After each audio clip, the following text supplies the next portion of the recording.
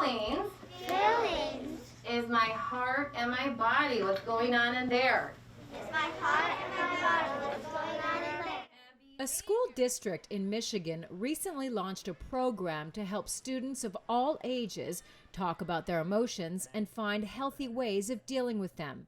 It comes at a time when children are more anxious and stressed than ever before. I think we're starting to see some of the effects of the past few years, that it's coming more to the forefront, I would say.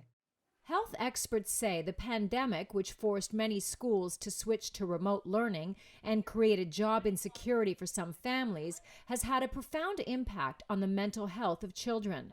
You know, the kids just really anxious, not knowing what's going on at home, not knowing what's going on at school.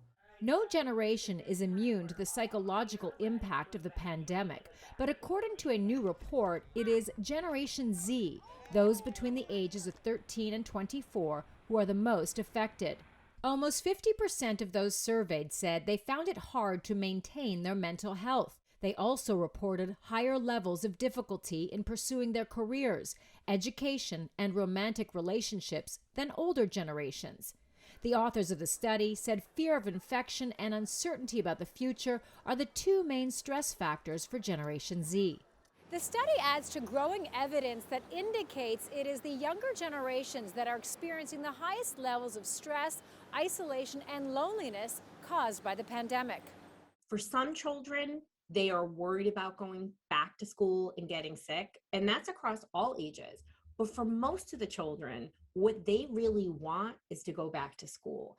Schools in the U.S. have largely provided in-person instruction this year, but the arrival of Omicron could change things. Some schools have already announced a return to remote instruction for the first part of January.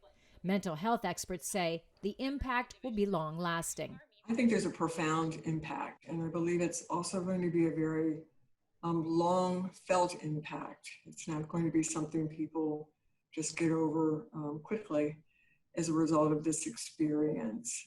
Karina Huber, CGTN, New York.